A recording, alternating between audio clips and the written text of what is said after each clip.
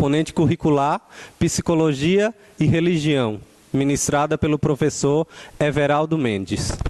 A obra em estudo é Alfonso, A Caminho da Maturidade na Experiência de Deus. São Paulo, Paulinas, 2008. Alfonso Garcia Rubio é um padre diocesano espanhol, radicado no Brasil desde 1959. É doutor em teologia pela Universidade Gregoriana de Roma, Itália. Escritor e professor de antropologia teológica e de cristologia nos cursos de graduação e pós-graduação da Faculdade de Teologia da PUC, Rio. Publicou por Paulinas Editora e Maturidade Afetiva. Sejam todos bem-vindos. Boa tarde. Agradecemos a presença dos estudantes do quarto semestre de Filosofia da Faculdade Católica e agradecemos ao professor pela oportunidade do estudo dessa obra. A apresentação será feita em blocos, a obra será apresentada por capítulos e cada grupo tem 20 minutos para a exposição do capítulo.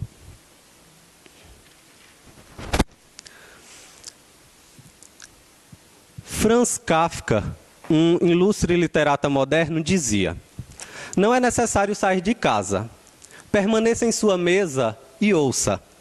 Não apenas ouça, espere. Não apenas espere, mas fique sozinho em silêncio. Então o mundo se apresentará desmascarado. Em êxtase se dobrará sobre os seus pés. Refletir um pouco sobre o mundo que nos cerca. A filosofia e a religião se encontram no mais ambíguo depósito, o ser humano. Uma última orientação, conforme dizia Erasmo de Rotterdam: à mesa ninguém deve acanhar-se. Portanto, participemos, discutamos e caminhemos. Iniciemos a introdução à obra com o estudante Anderson Joilson. Boa tarde a todos. A caminho da maturidade na experiência de Deus.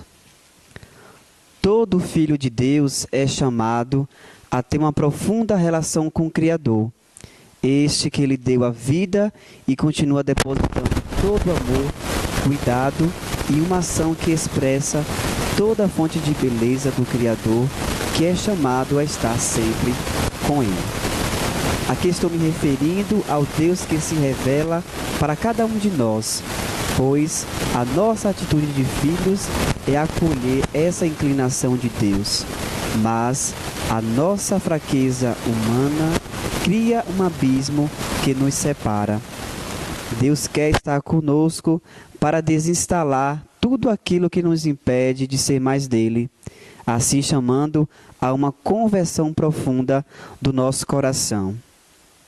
Quando nós aceitamos esse amor gratuito de Deus, aqui estamos conhecendo a liberdade que temos, pois algo de liberdade deve existir no ser humano, que acolhe o dom de Deus. Algo de capacidade para se decidir por si mesmo e para assumir as consequências dessa decisão. Pois o amor, como sabemos, não é passivo, antes dinamizava todo o viver humano. É necessário ter uma maturidade amadurecida para se fazer uma experiência do Deus cristão, pois percebemos que existe vários graus de maturidade, que nunca estão acabados. Somos seres que ainda não estão acabados, ainda em fase de crescimento e amadurecimento.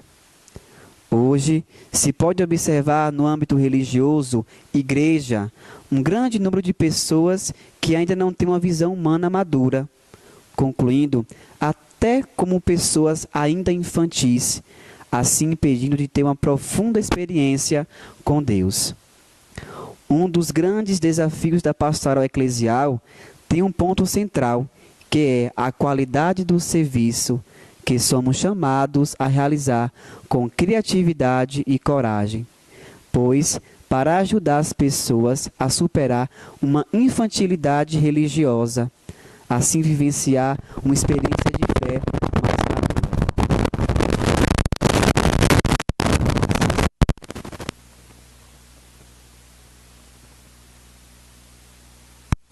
De formação na área religiosa. Assim, somos responsáveis por cuidar e ajudar essas pessoas que ainda estão estagnadas na fé. Elas precisam de ensinamentos e métodos para desenvolver na sua área humana e ter uma fé mais consistente no âmbito religioso. Quando a teologia utiliza os meios de mediação com a psicanálise, significa que está num estágio muito preocupante. Pois, outro ponto preocupante, parece que a psicanálise está perdendo espaço. Entrar no interior do homem chega a ser difícil e penoso, pois mergulhar fundo na realidade de cada um deles é um pouco difícil, pois eles trazem bagagens e histórias que estão guardadas no seu interior. Assim, são oferecidas as terapias psicológicas para lidar com seus problemas. É necessário trabalhar isso, porque simplesmente interfere em todas as vivências humanas e, evidentemente, também na vivência da fé religiosa. Enfim, vamos refletir sobre uma situação que é presente em nosso mundo, que tem uma relação com a vida interior do homem e com a religião, assim descobrindo os pontos e trabalhando com as ferramentas da psicanálise e da psicologia. Muito obrigado, Anderson. A sombra é tudo o que é não vivido e é enterrado, esquecido, comprimido, escuro, existente em todo ser humano e em todas as coletividades. A verdade é o desvelamento fiável, sólido e seguro. Vamos juntos trilhar este caminho.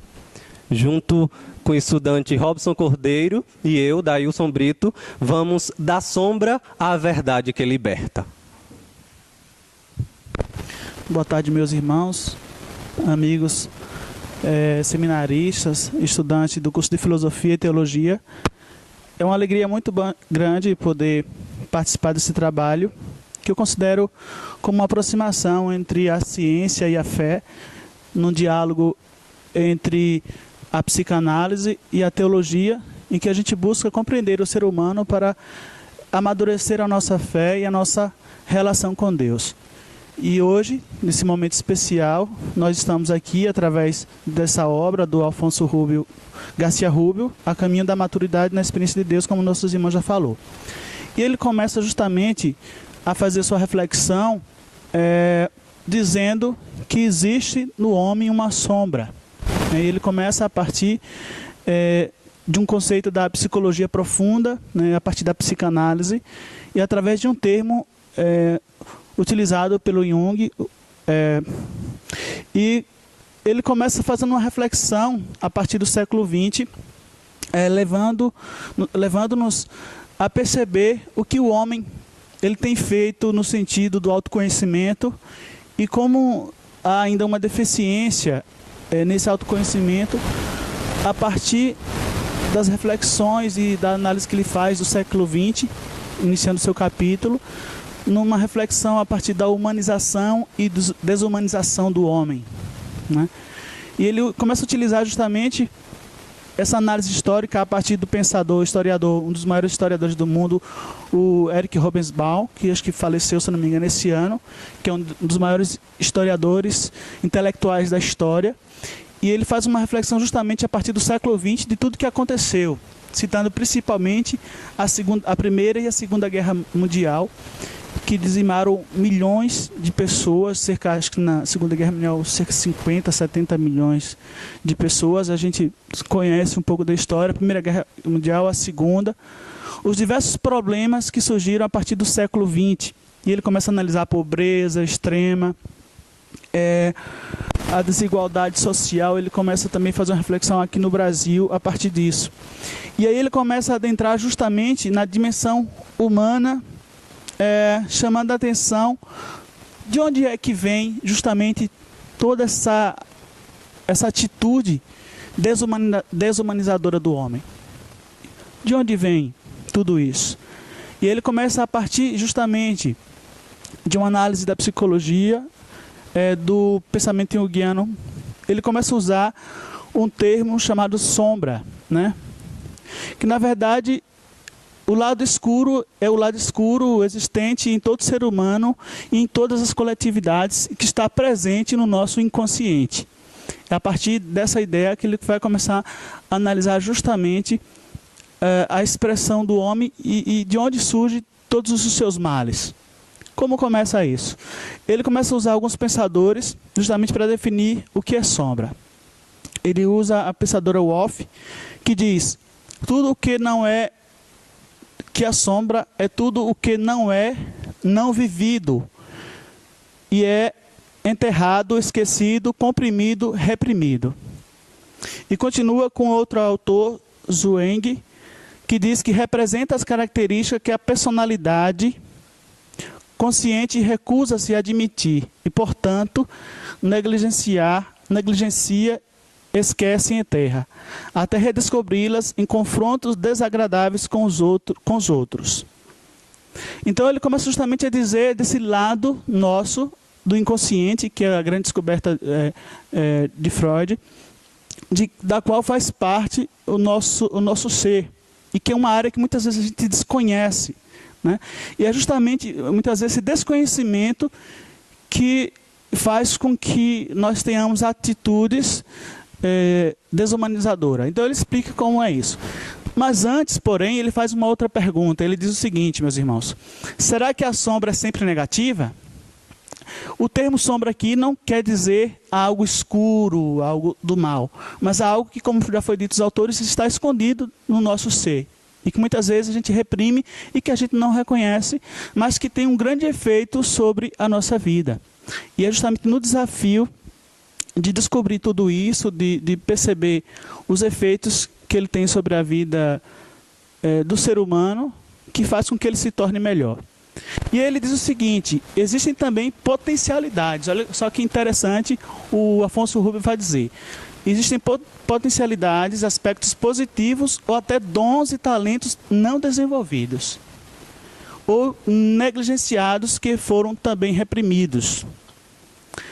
Então, é interessante observar de quanta coisa boa a gente tem guardado, né? E que às vezes a gente desconhece. Dizem que a gente tem uma potencialidade, mas que muitas vezes a gente não conhece tudo aquilo que a gente é e que a gente tem. E o quanto os nossos contextos fazem com que a gente reprima tudo isso, ou desconheça, ou deixe de exercitar. Muita gente tem um dom maravilhoso, mas a gente, por ter sido reprimido, por exemplo, pelos pais, na nossa infância, a gente não consegue desenvolver esses dons. Com certeza, entre a gente aqui tem diversos dons que não foram expressados. Ele continua dizendo que há na sombra muita energia que, quando percebida e disciplinada, pode tornar-se fonte de vitalidade e de criatividade. Esse é o pensamento do Zweig, né? Depois. E num outro ponto ele diz o seguinte: mas essa sombra é mentirosa? É uma mentira? E ele vai dizer que não é uma mentira, porque a mentira do ser humano está na consciência. A mentira não está na inconsciência. E a gente pode perceber que essa energia que está guardada lá no fundo do nosso ser, do inconsciente, não é algo ruim, mas que é algo bom. Mas que pode se tornar ruim a depender da forma como a gente lida com ela. E ele já começa a fazer a sua reflexão num processo de autoconhecimento, que nos leva até o nosso próprio ser. A termos a coragem de nos depararmos com essa sombra, porque ela traz também coisas boas, mas ao mesmo tempo traz problemas, traz dificuldades de relação, porque essa sombra vai dizer quem nós somos. E nós somos um grande mistério, tanto no sentido bom quanto no sentido ruim. Nessa sombra também está guardada as nossas experiências negativas, as nossas limitações, as nossas dificuldades, nossos defeitos, que nós não temos a coragem muitas vezes de assumirmos na nossa vida. E é a partir daqui que ele vai justamente dar continuidade à sua reflexão no sentido de descobrir qual é a verdade que existe no nosso ser. Aí a sombra reconhecida e não negada. Ele continua usando o pensamento de Stevens, que diz: parar de mentir para nós mesmos a respeito de nós mesmos. Essa é a maior proteção que podemos ter contra o mal. Muitas vezes ele fala que o ser humano é um ser dúbio, ser incoerente, porque muitas vezes a gente nega aquilo que nós temos dentro do nosso próprio ser, né? Os nossos defeitos, a gente faz o máximo para guardá-los, os nossos defeitos. Nós não temos a coragem de nos abrirmos para os outros. E aí a gente começa a analisar isso a partir da experiência da vida de comunidade. Bem, a partir daí ele começa a usar o termo da projeção, a realidade da projeção. Ele continua antes dizendo o seguinte: não sendo a sombra reconhecida nem confrontada, olha o que ele diz, a negatividade e a destrutividade de sua expressão tenderá a ser atribuída aos outros. Olha, não sendo a sombra, repito, reconhecida nem confrontada, a negatividade e a destrutividade de sua expressão tenderá a ser atribuída aos outros, já nos planos individual e coletivo. Aparece assim a realidade conhecida como projeção. E ele usa justamente esse termo da projeção, que vai definir as nossas relações com o outro. Às vezes eu digo: pô, esse cara, Maurício, é chato, velho, ele fala muito. Na verdade, pode ser que o que eu estou projetando nele, o que eu não gosto nele, é algo que eu não gosto em mim, que eu tenho a dificuldade de reconhecer, que eu falo muito, já faltam menos de 2 minutos aqui agora, mas eu não tenho a coragem de reconhecer justamente isso. Então eu faço essa projeção e vou criando uma visão equivocada do meu irmão. Isso vai trazer problemas sérios para as minhas relações e para comigo mesmo, na experiência da realidade e depois com o próprio Deus. Bem, eu vou ter que fazer milagre agora. Então o que é que diz? Ele diz que é necessário enfrentar essa sombra, né, que existe em nós. E ele começa, continuando falando sobre a necessidade de disciplina para conhecermos esse lugar que existe em nosso ser e que muitas vezes revela quem nós somos e de que nós precisamos encarar com muita coragem. Ao mesmo tempo, ele diz que a necessidade de encarar esse local é justamente para a gente descobrir os nossos defeitos, quem nós somos, e descobrir também as nossas qualidades para melhor servirmos aos irmãos. E ele transfere isso justamente para a sombra coletiva. Ele diz que não só essa sombra ela existe de forma individual, mas também ele existe através da coletividade das comunidades. Uma comunidade religiosa, uma igreja, às vezes o seminário, né? Nossa, no seminário Serrinha é o melhor que tem aqui na província, o de Paulo Afonso, o de Irecê. O povo lá é meio chato, não estuda, não reza, nós somos os melhores. Então, por trás disso deve estar um inconsciente também, um coletivo que não foi reconhecido. E aí entra a ideia de Jungiana, né, do inconsciente coletivo também, a partir dessa expressão da sombra coletiva que existe. E ele chama a atenção justamente para isso, para que dessa forma a gente possa se autoconhecer e possa viver uma experiência de maturidade a partir do nosso autoconhecimento e do conhecimento dos nossos irmãos e do respeito pelos seus limites. Obrigado. E ele continua desenvolvendo o tema, levando a questão para a reflexão teológica. A questão da sombra, que surge exatamente diante de uma mentira. A sombra se torna viva quando ela é negada. E indo analisar o tema a partir do mundo bíblico, ele parte sobre a questão da verdade, a questão que ele se dete primeiro, o termo grego, aletheia, que significa desvelamento da realidade do ser. Que são palavras que vêm da raiz que significa ser firme, ser seguro, ser leal.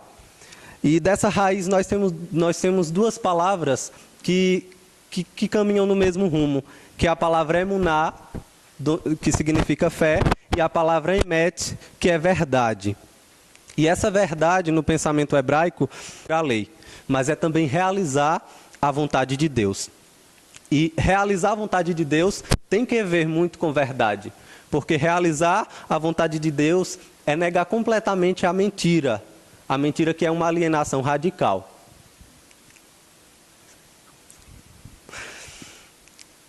Dois termos ou dois grupos de palavras nós podemos destacar para nos referirmos à mentira no mundo bíblico. O grupo de palavras ligado a hipocrino, que é do verbo fingir, ou de onde vem hipócrisis, hipocrites, que é hipocrisia, hipócrita, que são termos conhecidos por nós no Novo Testamento. O mais utilizado é exatamente o adjetivo, hipócritas. Né? Quantas vezes Jesus utiliza desse termo se referindo aos fariseus? Os sinóticos estão repletos desses termos.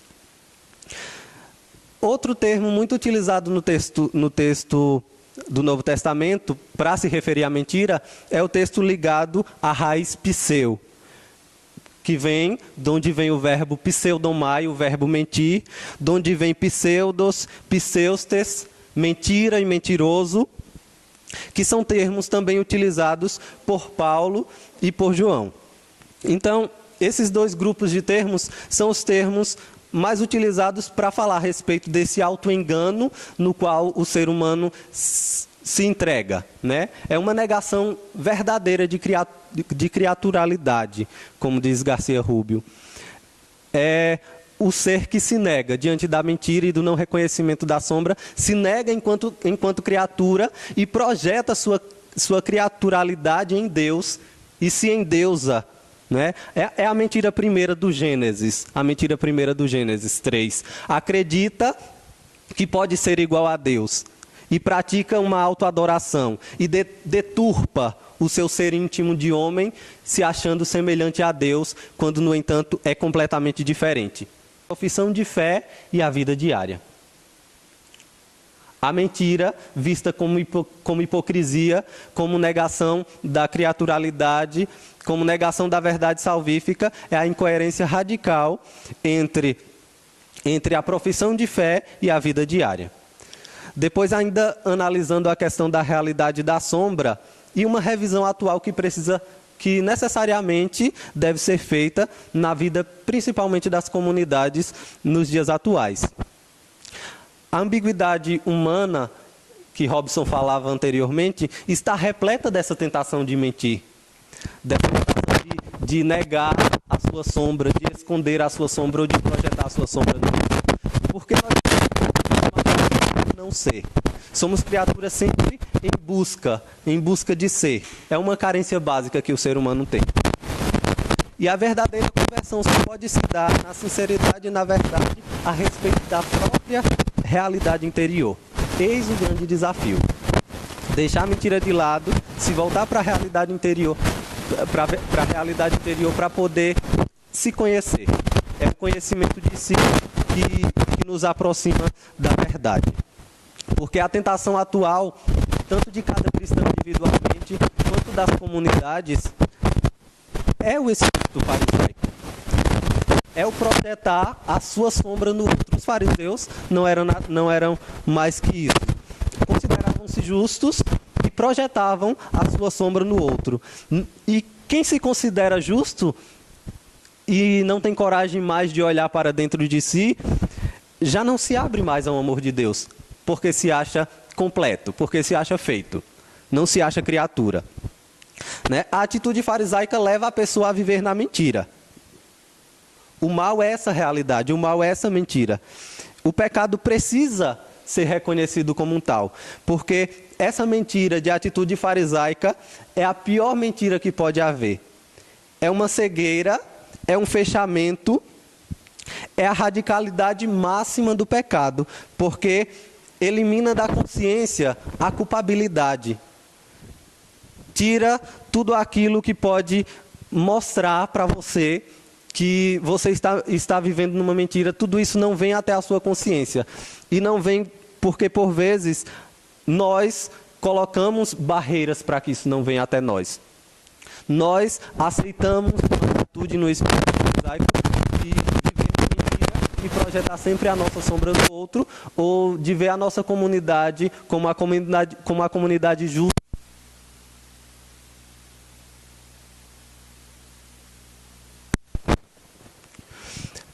E não se considerar pecador é o pior pecado. Reconhecer o pecado é exatamente sair de si e olhar de fora, olhar do exterior.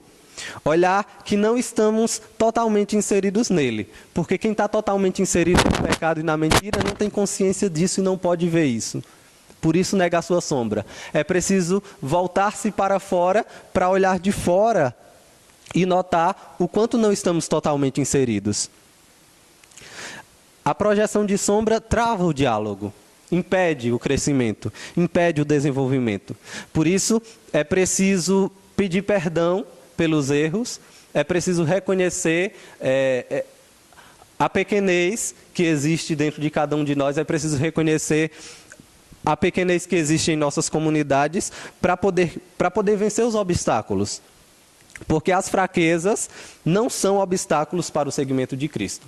Pelo contrário, é necessário abraçar todas as fraquezas para poder seguir a Cristo. O autor até citava